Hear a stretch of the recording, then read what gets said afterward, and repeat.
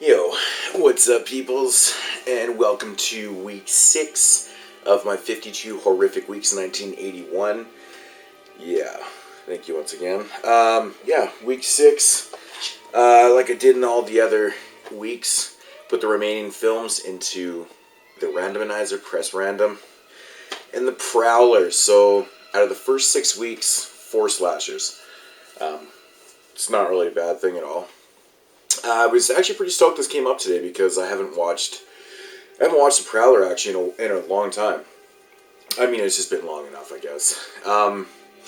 Yeah, so getting to the plot of the film, if you haven't seen this one, it starts out in 1945, and it starts out these kids are at this dance, and a couple gets murdered outside the dance, and it goes unsolved.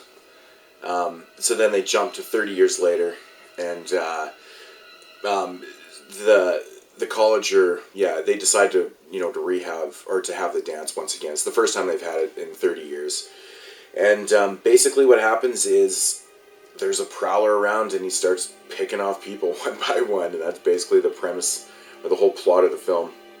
It does unravel nicely in the film, like you start to learn things and. But yeah, it's a very simple plot, obviously, but yeah, well, anyways, my thoughts on the film. I've always loved this film so much. It's shot by Joseph Zito. He did my favorite Friday the 13th film, Part 4, the final chapter. I think this film's shot brilliantly. It's all shot at nighttime, so it's very dark, and it has that kind of creepy vibe to it.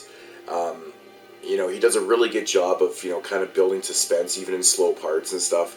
I think it's just very, very fucking well done.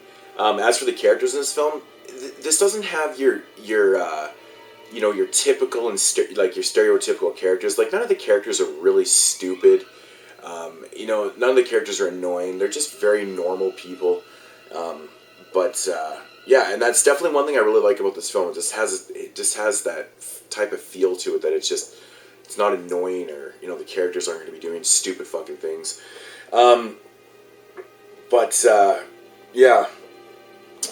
back to the film, for the kills, Tom Savini's effects in this film are fucking fantastic. The body count's not overly huge in this film. There's only 8 deaths in this film, and but all of them are really good.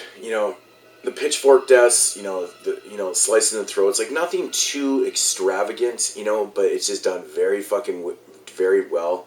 The shotgun blast, fucking bloody as hell.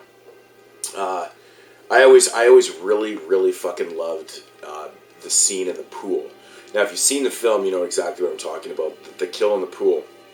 I think it's done so fucking well.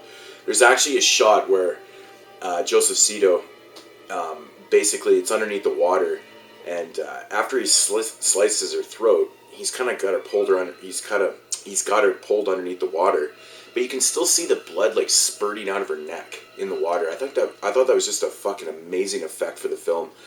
Just so fucking brilliant, man. Yeah, definitely one of my favorite slasher films of all time. I love the way this film is shot.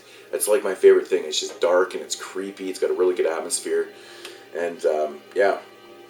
There's not really a whole lot else to say about the film. It is an early 80s slasher, so the plot of the film's pretty minor, but yeah, it's more about the kills, This is always one film that I thought that, I was always very surprised that there was never a sequel to. I think this is like a perfect film to have a sequel to, really. But, yeah, I don't know. It's just too bad there wasn't, man. But, anyways, The Prowler. If I had to rate this film, I'd definitely give it probably 8.5 out of 10. Like I said, atmosphere, good kills, the cinematography's awesome in it, good characters, everything. The score is good. I fucking love the, I love the end of the film. I love the dude in the shower. That's all I'll say about that, but I love that. But yeah, 8.5 out of 10. This is definitely a personal classic of mine. I could never say enough good things about this one. So yeah, if you've never seen The Prowler, definitely check that shit out. It's fucking amazing. And it definitely will not let you down. Awesome shit. So anyways, thank you for watching and subscribing. Drinking milk out of a Nightmare on Elm Street glass. It's pretty classy. Yeah, anyways, thanks for watching and subscribing, and I'll be back next week with week 7. And like I said, I have no idea what the film's going to be, but I guarantee you it will be from 1981. Alright, peace out, homie.